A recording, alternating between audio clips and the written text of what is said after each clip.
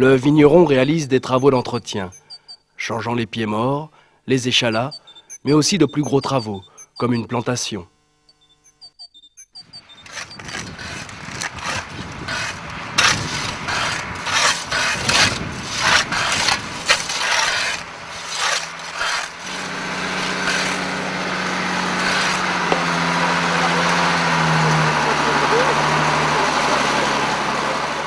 Le minage, donc c'est un travail en vue de la réalisation d'une plantation, d'une replantation, puisque c'est une parcelle qui a été arrachée l'an passé. La même opération de minage ou défonçage a déjà été réalisée une première fois, qui nous a permis de tirer les racines restantes des anciens ceps. Donc après nivellement, on a semé de l'herbe, donc trèfle, luzerne, régras, qui sont des plantes améliorantes, fixatrices d'azote. On a laissé donc passer une année complète en herbe, et cette année, donc, on réeffectue un minage. Donc le terme minage signifie en fait qu'on descend à une profondeur aux environs de 45-50 cm. La vigne a un besoin de s'enraciner profondément.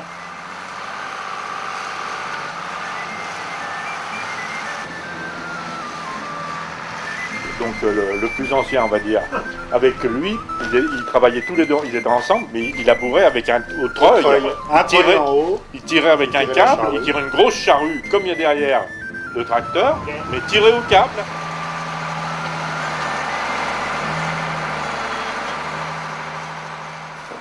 Ben voilà, après ce travail, après l'effort, le réconfort, bien qu'on n'ait pas tellement forcé, hein, le tracteur a quand même bien travaillé pour nous. C'est vrai que c'était une opération quand même incroyable. Néophyte, je me dis, c'est incroyable de voir le travail qui est nécessaire.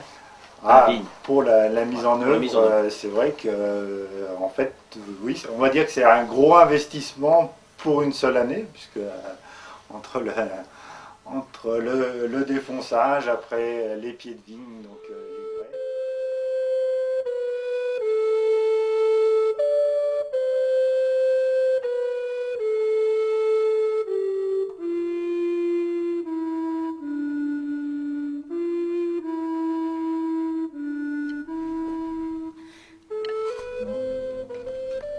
Marquage, donc c'est ce qui va définir la vigne dans sa forme, puisque la vigne elle est partie pour une durée de 50 à 80 années, donc il faut qu'elle soit plantée régulièrement dans le sens de la pente, des rangs.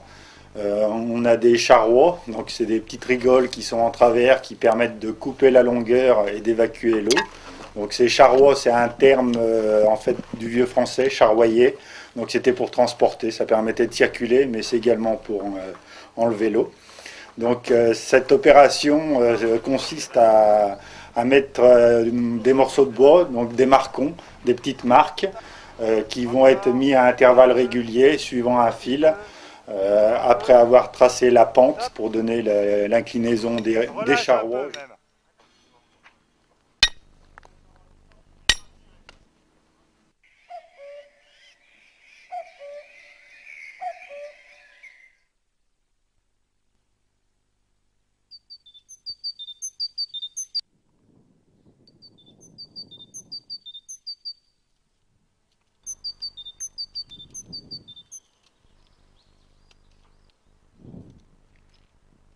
Qu'est-ce que vous exécutez en ce moment comme opération? En ce moment, je suis en train de rétrécir les racines, de couper les racines au sécateur pour lorsque l'on va les mettre en terre, que les racines ne remontent pas, et couper toutes les petites radicelles qui sont le long du bois américain qui se trouve d'ici à ici jusqu'au greffon.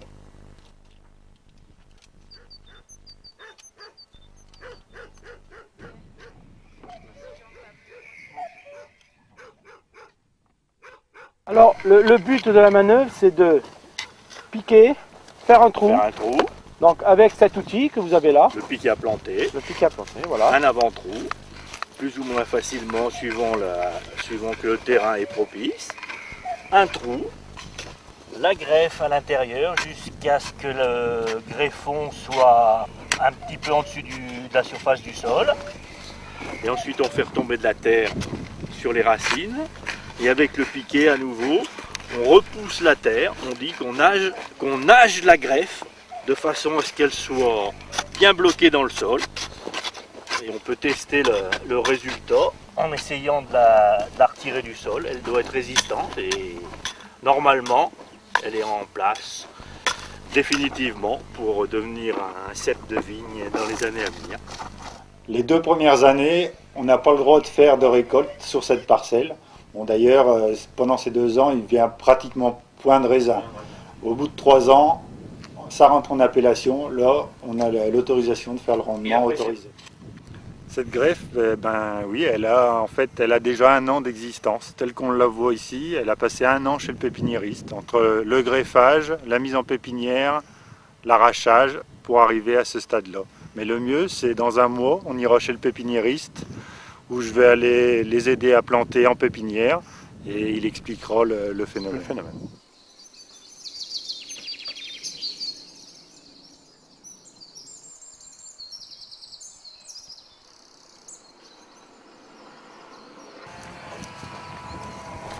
Toujours dans les vignes? Ah, pas toujours, mais souvent. Souvent au boulot. Salut Benoît. Bonjour. Souvent au boulot. Bonjour. Bonjour Pierre, ça va? Oui. Pierre. Eh bien, on est en train de monder, comme on dit chez nous. Donc, débourgeonner. On enlève les bourgeons, les pampres. Donc, c'est pour aérer le cep au niveau des raisins futurs. Donc, c'est de la végétation inutile. On le fait uniquement dans les parcelles les plus jeunes, donc celles qui ont des échalots, comme ici. Et jusqu'à ce que la végétation soit trop importante pour nous empêcher de le faire.